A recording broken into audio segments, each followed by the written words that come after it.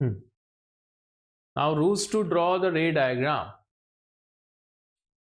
देखो, first rule है the ray coming parallel to the principal axis they pass through focus after refracting from the lens. और किस focus से पास होगी? F2 से। आसान सी बात है।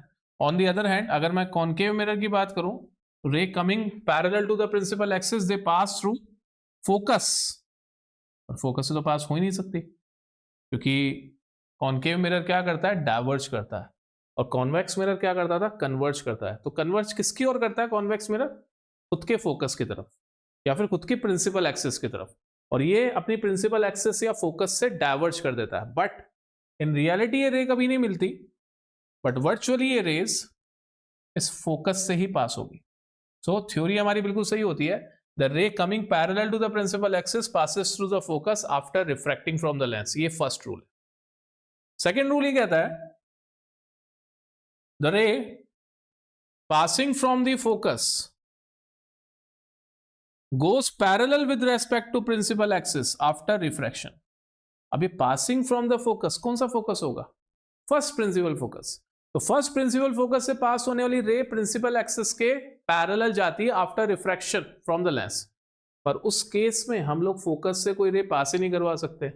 हम कोई रे इसलिए पास नहीं करवा सकते क्योंकि फोकस राइट हैंड साइड पे, sorry F1 right hand side पे, और हमारा लाइट हम लोग हमेशा रे डायग्राम हमेशा लेफ्ट टू राइट ही रे ट्रांसमिट करके बनाते हैं। तो इस केस में इस चीज को रिप्रेजेंट करने के लिए ना जुगाड़ है छोटा सा। हम लोग यहां से एक रे बनाएंगे, और ऐसी रे जो कि फोकस की तरफ जाना चाहती है, बट सिंस ये जो लेंस है ये रेस को डाइवर्ज करता है, तो मान लो कि इसने इसको parallel to the principal axis send कर दिया, तो ऐसा होगा कि ये जो रे है ये फोकस से आती हुई अपीयर हम लोग करवा सकते हैं। The ray which is coming from the focus goes parallel with respect to the principal axis after refraction. तो यहां पे सारा काम वर्चुअली होगा, और यहां पे सारा काम रियली होगा, एक्चुअली होगा। आसान सी बात है। और थर्ड केस होता है सबसे आसान, the rays which travels through optical centre they go undeviated. अब चाहे कॉन्वेक्स लेंस हो चाहे कॉन्केव लेंस हो, इन दोनों ही केसेस में जो रे इनके ऑप्टिकल सेंटर से पास होती हैं वो अनडेविएटेड पास होती है, मतलब वो कभी भी बैंड नहीं होती। तो ये तीन रूल्स हैं, और इन्हीं रूल्स के बेसिस पे हम लोग रे डायग्राम बनाते हैं।